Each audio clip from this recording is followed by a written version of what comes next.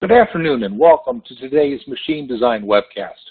Our topic today is creating cost-effective extruded aluminum component solutions sponsored by the Aluminum Extrusion Council. I'm Bob Vapper with Endeavor's Design Engineering Group.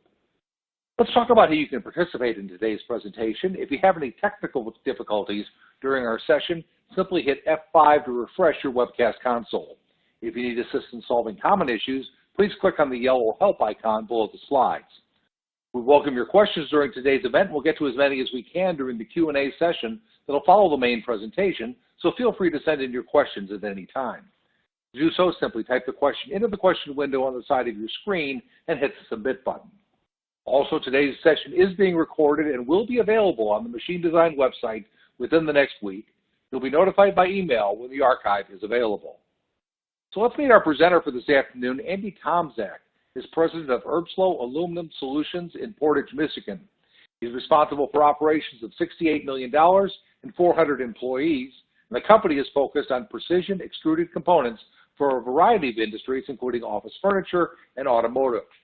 You can learn more about Andy by clicking on the blue speaker bio widget on your console toolbar. So Andy, welcome, good afternoon. We're looking forward to today's presentation. Thank you, Bob. Good morning, good afternoon, and good evening, wherever you may be located. Here, I hope everybody is taking care of themselves and staying safe, certainly in this unprecedented time that we're experiencing right now. Here, I'd like to jump right in, talk about now my second most important topic, aluminum. Here, and the objective of the presentation I'm trying to go through right now is not intended to be a Extrusions 101 technical course. It's intended to give you some thought starters in developing an overall cost-effective component that's coming from aluminum extruded products. My company, Erbsloeh Aluminum Solutions, is part of WKW. We are headquartered in Wuppertal, Germany. We are part of a company that has over 25 manufacturing locations across 9 different countries. Here we have 2 locations in North America. Here, manufacturing precision aluminum components across a wide variety of different markets and different applications. And we've been a long-standing member of the Aluminum Extruders Council. I appreciate all of the support that we've been getting from this organization.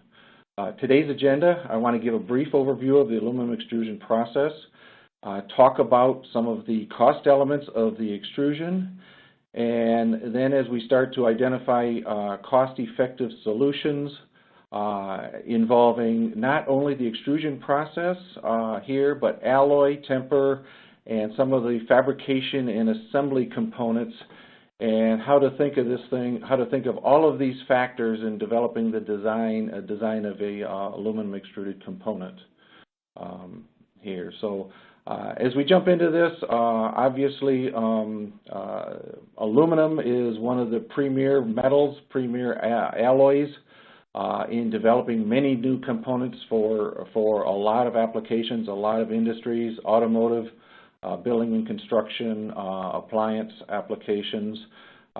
Strong attributes, high strength to weight ratio with aluminum, very corrosion resistant. And one of the most important attributes of aluminum is that it is fully recyclable. As an aluminum product reaches the end of its useful life, the aluminum can be easily recycled and turned into the next product downstream.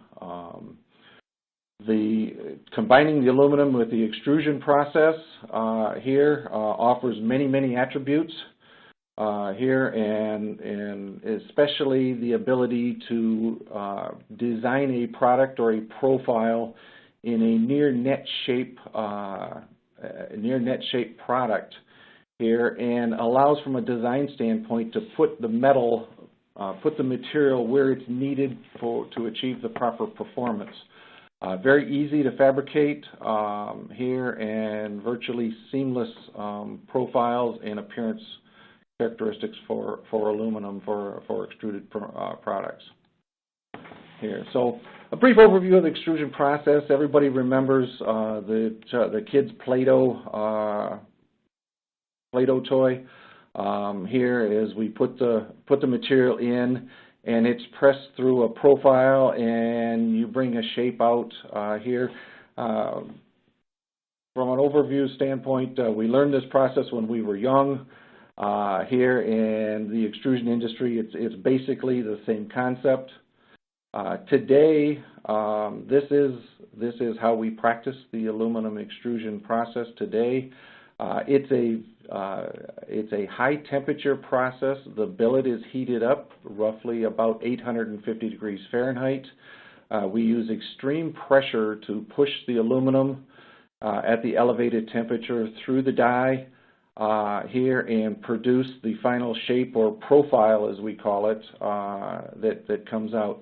It is a linear process, so you basically generate a profile shape that has some length to it, and that's a key characteristic as we look at aluminum fabricated components.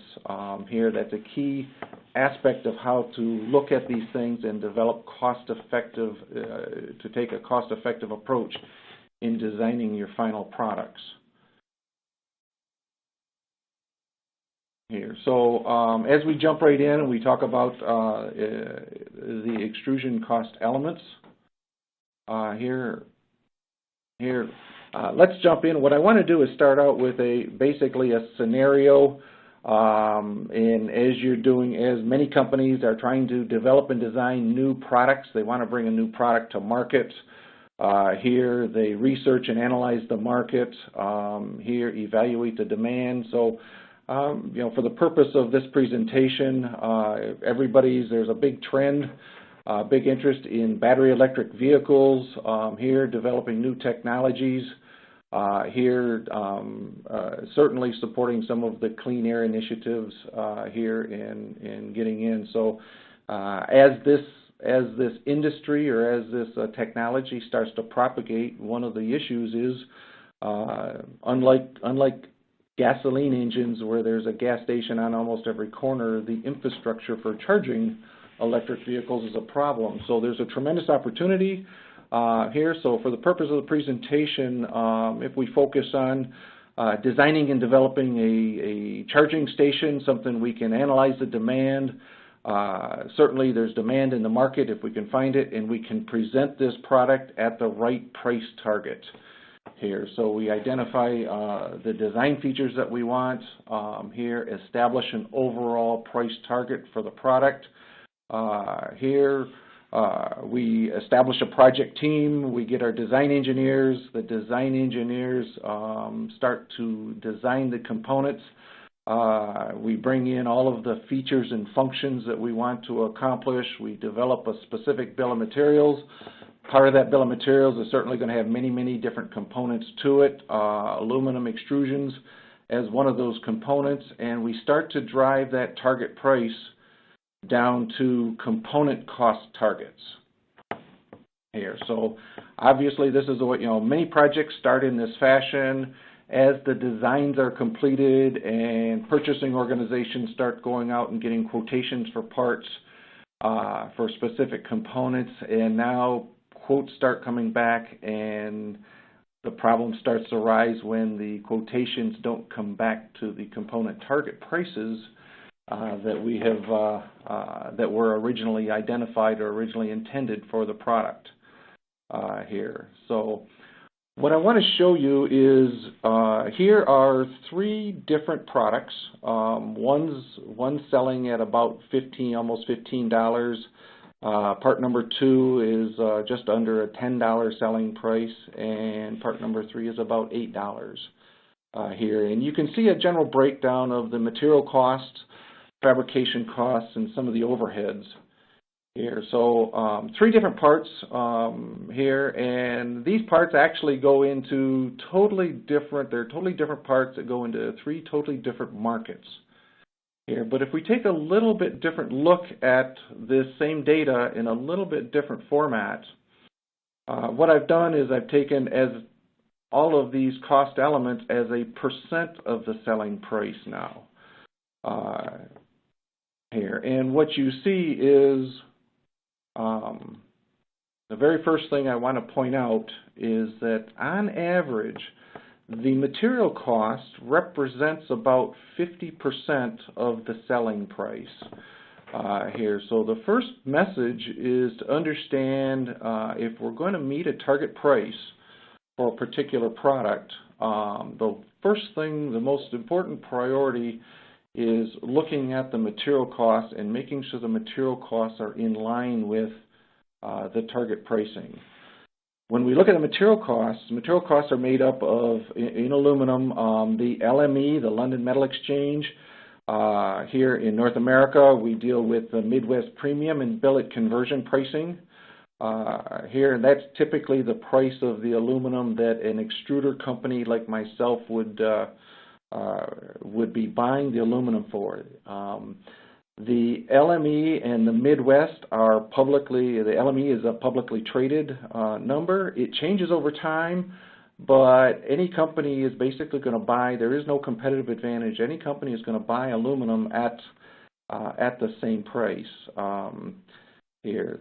The billet conversion and the extrusion now become the extrusion conversion. The extrusion conversion is the cost of the extrusion process itself to turn the billet into a profile shape here. So this material cost represents roughly 50%. Today, we're dealing with a Midwest Premium billet conversion at roughly $1 a pound here. And if I use a extrusion conversion factor, the cost to turn the profile into, or turn the aluminum into a profile, that generally ranges anywhere between 60 to 90 cents a pound here. So as we're looking at the design of a component, and say, for example, if I go back on part number 2, we have a target price of $10 that we want to achieve here. From a design standpoint, if I start designing a product and my design drives a product that weighs 4 pounds, I'm immediately looking at a material cost in the $7 to $8 range here. So you can start to see the problem in trying to hit a target price, trying to achieve or maintain a target price of a part. So it's important to understand and begin to work backwards from a target price. If your target price is on a $10 part, you certainly want to be designing a part that is in the $2.5 to $3 pound range here. So that's the first. That's really the first point here in understanding and achieving cost-effective. The weight of the part is the most important cost driver in the overall cost of the pricing of the product. Here, as we start to get into some of the other factors and some of the fabrication components here with the in understanding, I mentioned the extrusion conversion cost. The extrusion conversion cost roughly at the 60 cents per pound, 70 cents per pound window here. That's based on what we consider what we call an extrudability index. Extrudability index at 100 is more or less the nominal value. So general purpose alloy, 6063 or 6060 alloy, with an extrudability index here at 100. As you begin to look at different alloys, your cost, your extrusion cost becomes a factor. If we need to have a slightly higher strength alloy, if you're looking at just tensile and yield characteristics, a designer may choose to select an alloy like 6082 here. It's a higher strength alloy here, but the extrudability cost is roughly half of 6063, so the extrusion conversion cost is going to be nearly double just with a simple alloy change. So you can see how just a decision to change an alloy and maybe go to a higher strength alloy may drive up costs here in an unexpected. But this is a good chart. It gives you an idea from the various alloys here as compared, and you can see the horizontal, the red line and the blue line that shows the yield strength and the ultimate strength of mild steel as a comparison. So as I mentioned earlier at the start, aluminum has a good strength to weight ratio. It competes very good with mild steels here, and identifying it, and again, the biggest advantage from an aluminum extrusion is we can put the metal where we need it. The next chart I want to show, and this is a chart that shows 5 different grades of 6000 series alloys. Here in the aluminum extrusion market, the vast majority of the extruded alloy is a 6000 series.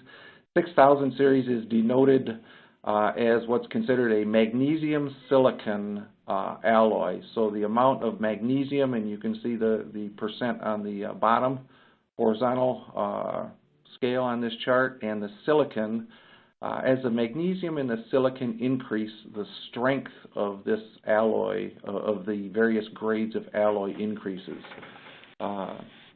Here, one important characteristic, while we're showing 5 different grades of aluminum alloy, also it's important to understand that currently there are over 100 different grades of 6000 series alloys currently registered with the Aluminum Association.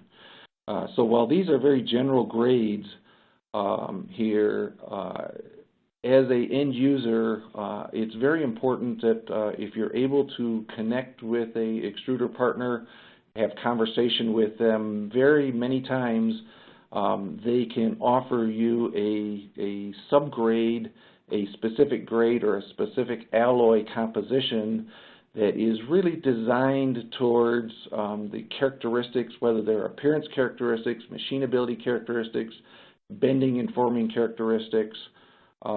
Here there are very specific grades that are available, and understanding what those options are and how an extrusion partner can help you make the proper alloy selection here to achieve your end goals here.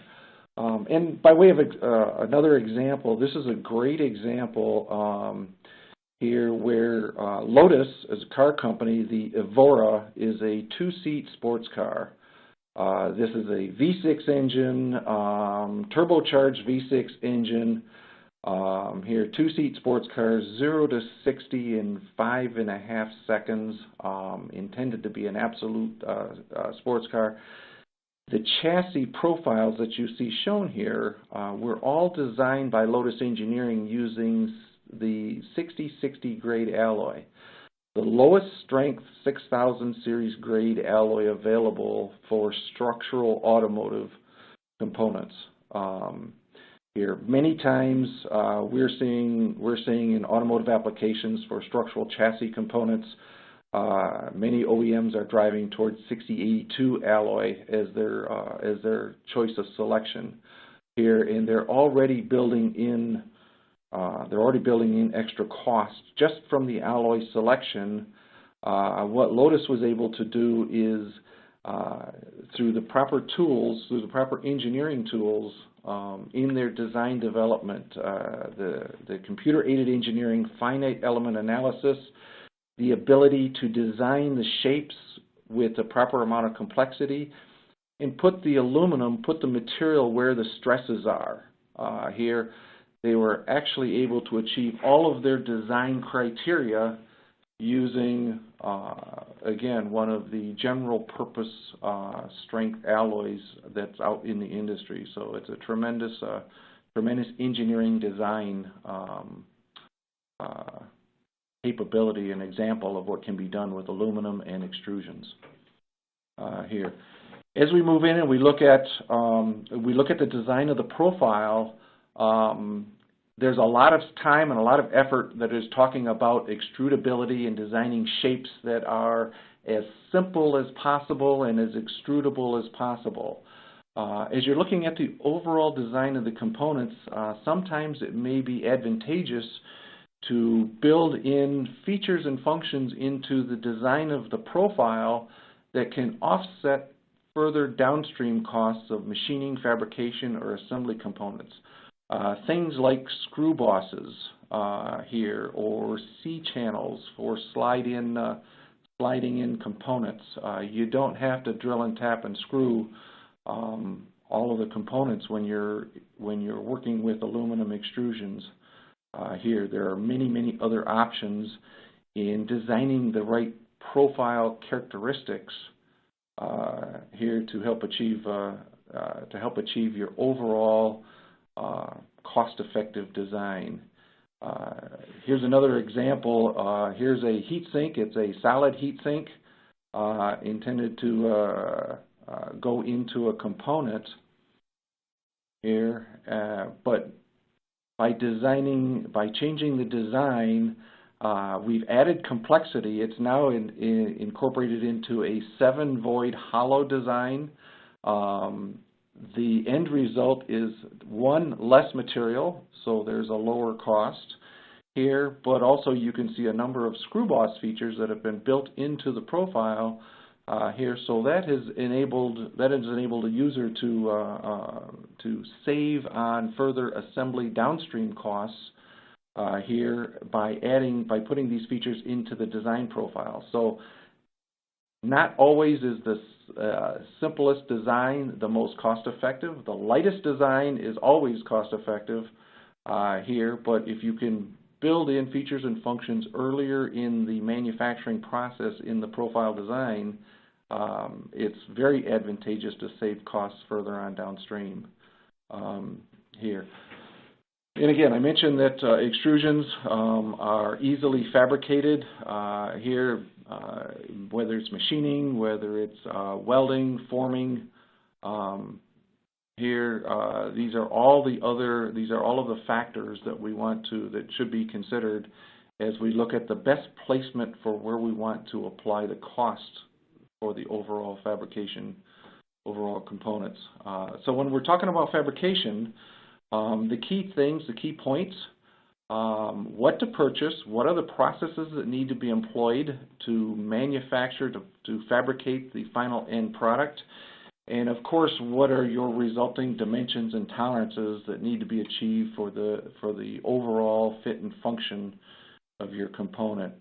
But the fabrication costs on average represent about 30% of the overall price of the product. So the material costs represent 50% of the costs, and the fabrication elements represent another 30% of the cost going into the product here. So again, designs, very straightforward electrical connector as an example, a very simple profile with minimal machining. We can add some complexity. Here is a housing that is bent and formed here into a circle, and there's some fabrication around the perimeter of this thing to add some components on the outside. We can get even more complex here. Some of the examples on a compound bow. The riser can be an extruded component with some machining, and even the cams that you see are extruded profiles with finished machining and finishing on the parts. And ultimately, you get to a complex assembly where we can take a number of extruded components and through various assembly or welding or fastening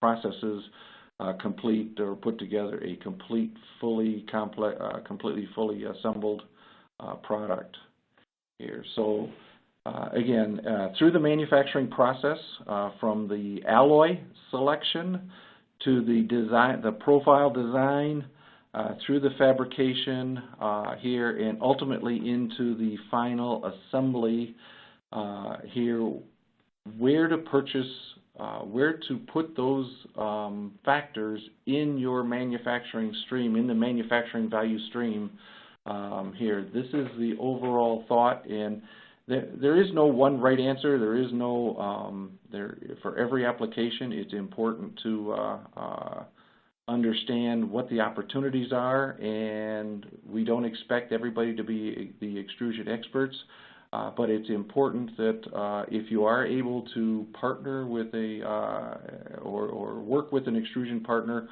up front, early, even in the design process, this is where extrusion companies that can offer the most benefit and most value in developing the design of the parts here. So whether you want to buy a simple extrusion, simple extrusion shape cut to length here, or some fabrication, welding, punching here, finishing, and maybe some assembly components. As you're identifying and you're working with your project, extrusion companies target their capabilities in various areas. Some companies will want to focus on being extrusion only. So other companies will have some fabrication capabilities, and still other companies can offer the component with finishing and assembly characteristics. The ultimate end goal is to get your final desired assembly here with the most effective cost. There are a number of factors here that need to be considered in all of these decisions here: reducing the quality, reducing inventory and obsolescence, freight costs here. Anytime you have to move a part, put a part in a box on a truck and move it between operations is the most expensive option that you would have here. So minimizing freight, minimizing the amount of time people travel or parts travel to achieve the final product. These are the things that need to have that need to be considered in your decision-making process. As we look at extrusions, I mentioned earlier that extrusions are profile shape and they're linear. When we talk about fabrication or CNC machining time or machining costs, it's important to look at and focus on the ends of the extrusion profile. Typically for CNC machining and fabrication, 80% of the value added, the fabrication costs, is typically involved at the ends of an extrusion profile. Why is this? These are typically the connection points to other components that go on that would be assembled to the aluminum extrusion here. So looking at those, looking at the assembly characteristics, looking at the machining, that is the these are major cost drivers that are involved in this. Here's an example. This particular product here. There's a pocket.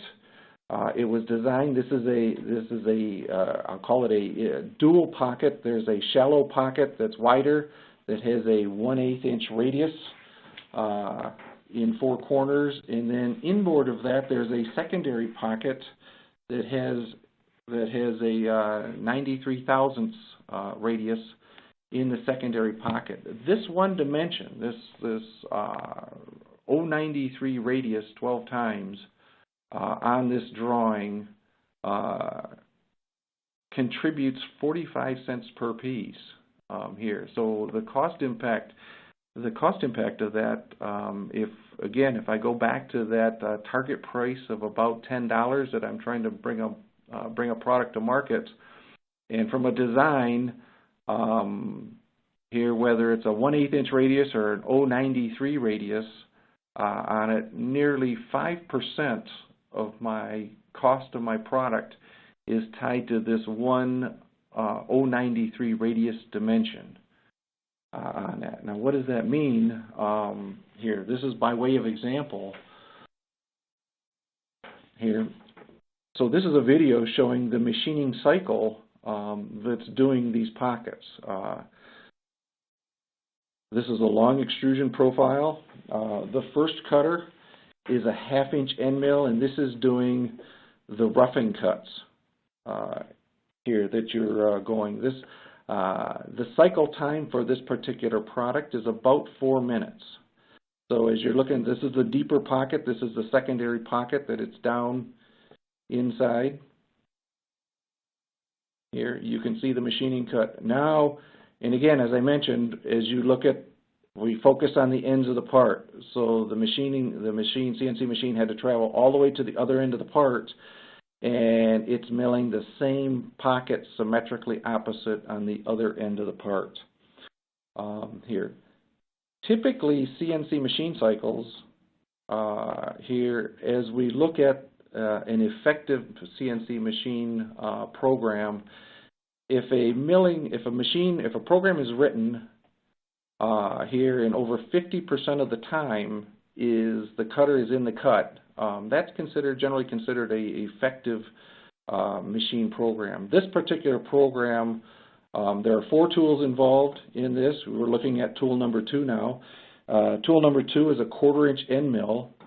So this is going around these pockets, and they're milling the sides to the final size, and it's also putting the 1/8 inch radius in the corners of the pockets. So this is the top pocket here, and very shortly you'll see it drop down. Now it's into the secondary pocket. So it's milling the sides of this secondary pocket to the final shape. As a result, we're also getting an 1/8 inch radius in the corners of this secondary pocket here. So as I mentioned, this program is this CNC program. The time in cut is actually 84% of the total cycle time. So this is considered a very efficient program. The time in cut is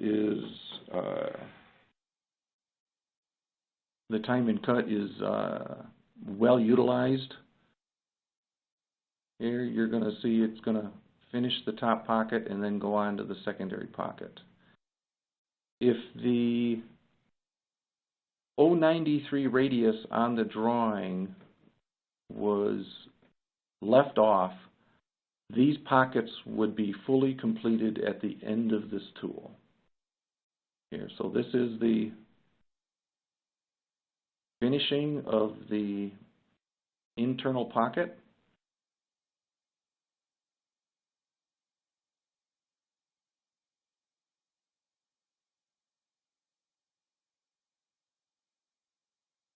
And now we're going to see a tool change for a 3/16 end mill. All of this time from this tool change, the only thing this tool is doing is putting that 0.93 radius on the part for the customer requirement. Here. So as we presented this to the customer, here, what we found is the mating component, which is a plastic injection molded part, was already designed. The tool was already designed, and it became too late for the designer, too cost prohibitive for the designer to change the plastic injection mold for the larger 1/8 inch radius. It's an unfortunate event. Getting involved early is certainly a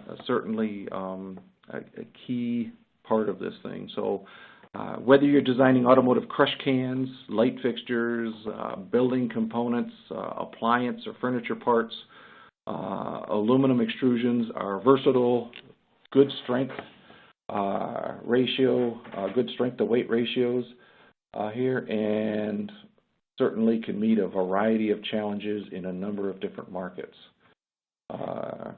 here. So it's important in the process that we're able to, if we can, by the time a design gets complete and finished designs are sent out for quotation, many times it's too late to impact the design. You become much more limited in developing cost-effective designs the further downstream here.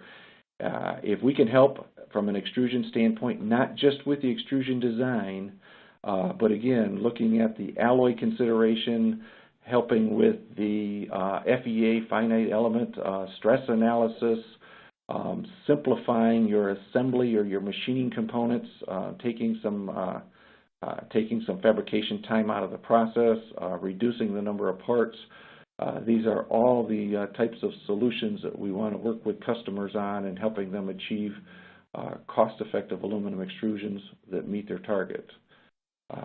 So in conclusion, again, the part weight is the #1 cost driver for extruded components.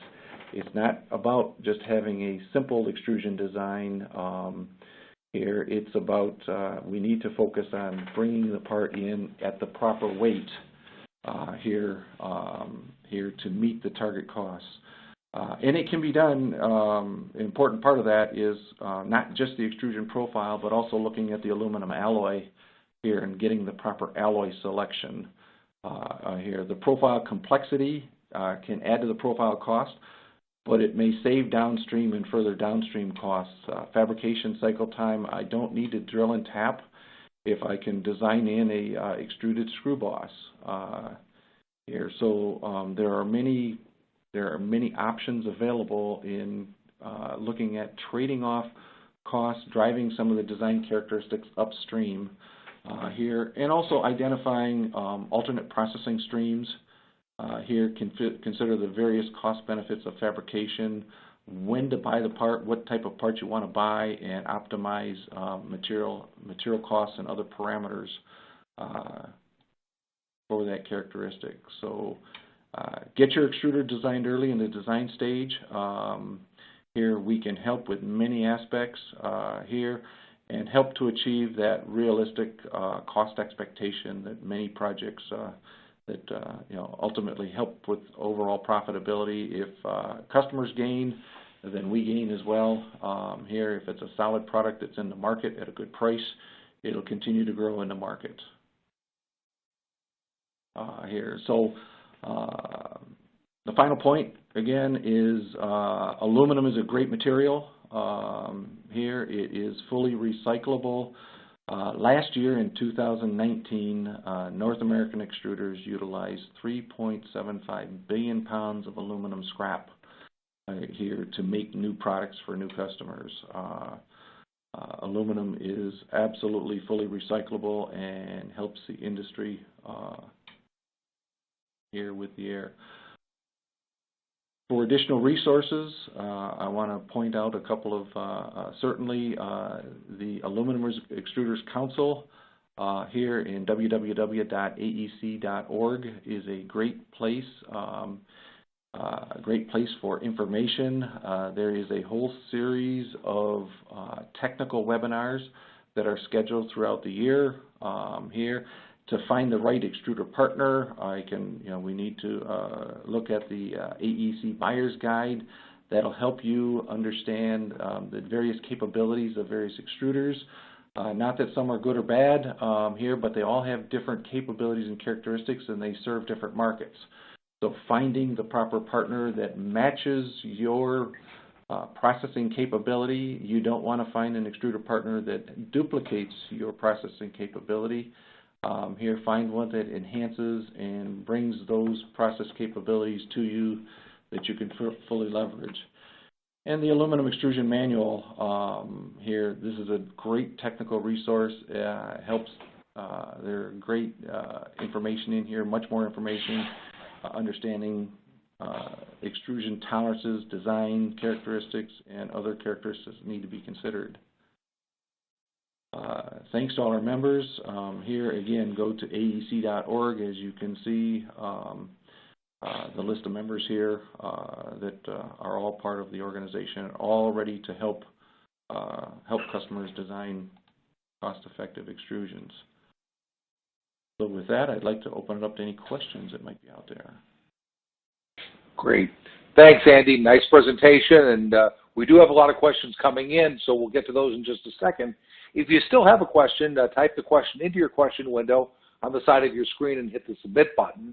And while you're doing that, please complete the feedback form, which is located at the bottom of your screen. We wanted to start with a couple, and one of these is very timely for the world we live in right now. When do you use powder-coated versus anodized, and is there a preferred alloy for medical devices? Preferred alloy for medical, well,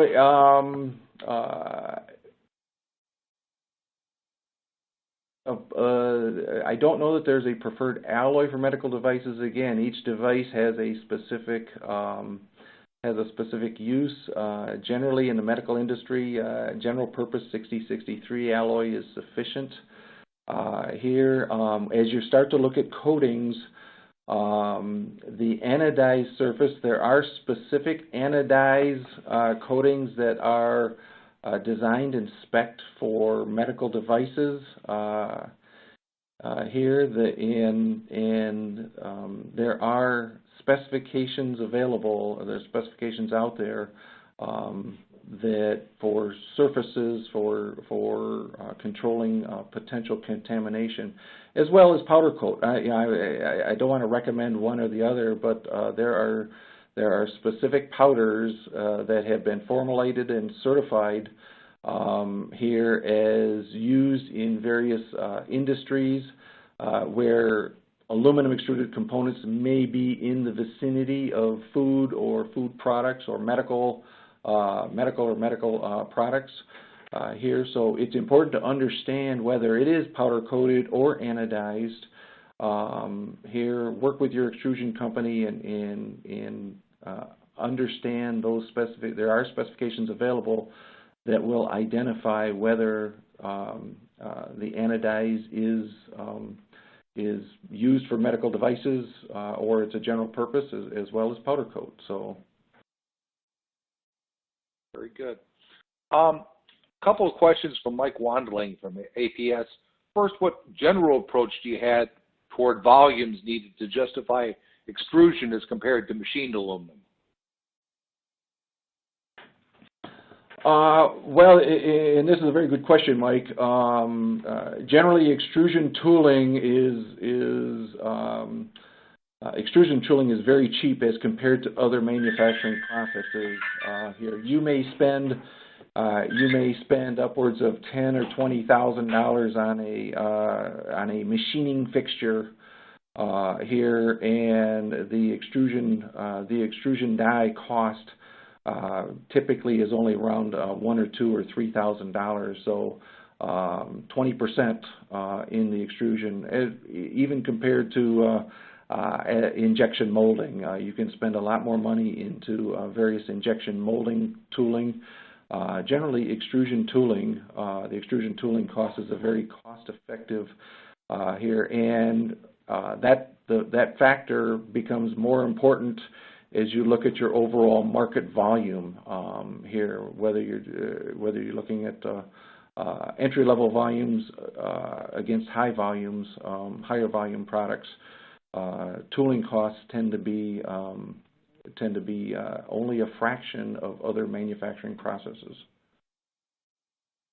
And that's kind of Mike's other question is the tooling cost driven more by the size of the component to be extruded, or are there other factors as well? I think you talked a little bit about that, but maybe you can explain. A little bit. So there's in extrusion tooling, there are two types of extrusion dies. There is a solid die. So if there is no internal voids in the die, that tooling tends to be cheaper. If a profile is designed and has hollow void sections in the center of it, that's called a hollow die. So those costs could range depending on the size of the part. Here, those costs could range in the $3,000 to $5,000 range.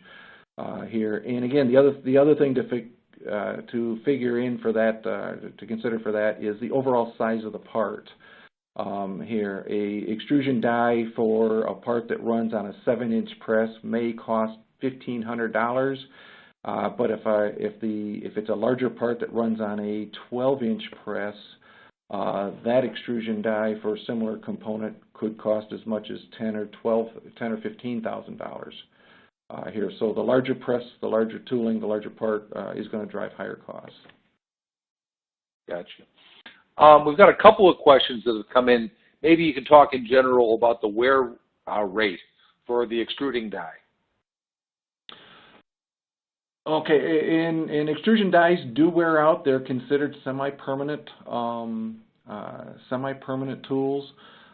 Here, depending on the complexity of the die and the alloy that's being pushed, it's really about the number of pounds that are pushed through the die. The other thing that becomes a factor in all extruders, once the die is designed, it's proven out. The extruders will typically have the dies.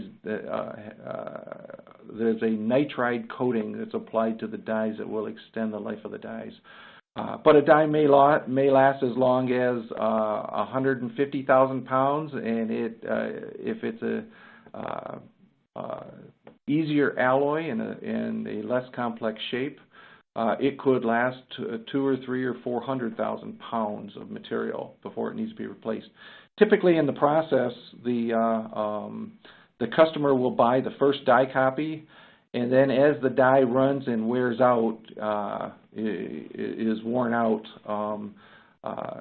extruders will typically build in the replacement cost of those dies here. So it's typically the extruder's responsibility to replace the dies as they continue to wear as the program goes on. That was one of the questions David Gonzalez had from Aerial Vehicle. And the other one was, what's the typical extrusion throughput in feet per hour? In feet per, in the extrusion industry, it's not necessarily feet per hour. It's about pounds per hour. The metric that is measured. So the feet per hour can change dramatically. If a part is lighter, then the feet per hour is at a much higher rate here. But depending on the size of the press, here a 7-inch press, is easily capable of pushing 2,000 tons or 2,000 pounds of aluminum per hour or more, depending on the shape. Here, so that is the here. So it's not feet per hour; it's generally pounds per hour. That's the measurement of the efficiency of an extrusion press. Here's an interesting question from Robert Gibbs at Air Factors. Who owns the die typically? Again, the customer typically will pay for the initial copy of the die. If there's an engineering change here, then the customer will pay for the next, the first copy of the die. Here, different extruders handle this policy differently. Here, the extrusion companies typically manage the replacement dies. Here, there may be multiple copies of a die depending on the production demand. So there may be 3 or 4 or more copies of a extrusion die. The customer bought the first copy, but the extrusion company may have multiple copies of a die in order to meet the production. And again, it's typically the extruder's responsibility to have enough copies in place. Here, if a customer asked for their die back, they would get a copy. They would get one copy of the die back. Very good. Here's a question. Is it suggested to use alloy 6061 and or 6082 for a Class A surface, and mentions powder coat or anodizing? Okay, the simple answer to that is no. 6061, 6082 have a very high silicon content, and silicon degrades surface finish here. So for a Class A, now I'm going to qualify that here. If you're going to paint the part with a powder coat paint, it really doesn't matter. Here, you can use a lesser grade of aluminum here, because powder, and this is a key characteristic, a key differential. Powder coat paint is a finish that goes on top of the aluminum, on top of the exterior surface, so it becomes the Class A surface. Anodizing is a conversion of the surface of the aluminum into aluminum oxide here. So the surface, with an anodized product, the surface of the aluminum is the Class A finish. So the silicon content here in 6061 or 6082, 6082 definitely contribute to the visual appearance when you're considering an anodized finish. And again, this is where you want to work with an extruder partner. So there are alloy grades. If you're talking about an anodized surface that is Class A finish, here there are grades of 6063 alloy, which is very good alloy for Class A finish, but are very close in mechanical properties, mechanical strength to 6061. So by working with your extrusion partner, you can get a good finish with near similar mechanical properties of 6061, utilizing a subgrade of a lesser alloy. So talking to your extrusion partner and talking through those issues is certainly a benefit. I think I understand this question. It's as it's written. Is a curved die used for getting direct product, or is a post-bending operation performed? Typically, in 99% of the time, there's a post-bending operation involved. The typical standard in the extrusion operation is to produce a product that is a straight lineal product. Then you want to take the part through a post-bending. It's a very, very unique application here, where you try to achieve a curve during the extrusion process here. So usually you want to rely on a post-bending operation for a curved product. Kenneth Capron from Maglev, Maine, asked just to talk about the impacts of all this on welding.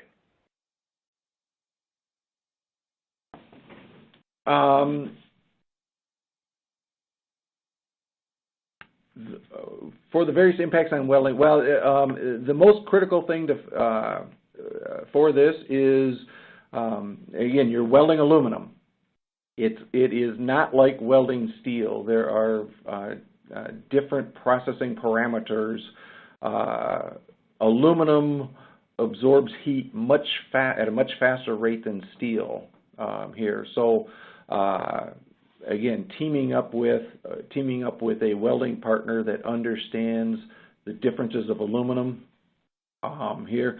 The other factor to consider on welding, again, gets into the profile shape. Because aluminum absorbs heat so fast, here it becomes a problem if you have a part that maybe has a wall section of a 1/4 of an inch, and you're trying to weld something that may have a 1/16 inch wall to something that has a 1/4 inch wall here. So that the thicker wall part is going to absorb much more heat, and it's going to be difficult to balance the heat in the welding. So the profile design becomes very, very important. That's much more important factor than, say, alloy, for example, on it. But certainly it's critical to set up the right welding parameters, weld parameters in the welding process for the aluminum application. I think we got time for one more question here, and this is probably a good one to wrap it up on. Marco Rigoli from Chart Inc. Can you talk about your vision on the future LME price? Currently, the inventory stock is for LME is high, and the price is very low. Do you expect additional price decreases? Marco, if I had the crystal ball, that would be that's everybody would like to know that answer. Here, the LME price here is based on the overall supply of aluminum in the market. Here, and again, it's a publicly traded number. It is a global number. It's a global factor. So there are issues on a global economic basis. China is a primary player in the global aluminum market here. So managing and understanding the supply stocks, what's happening in the various industries here, you know, those are major factors that are looking at the that are factoring the overall LME. It's difficult to try to predict where it's going. We anticipate at least in the short term here, probably pretty stable here. But again, with what's going on with this global pandemic.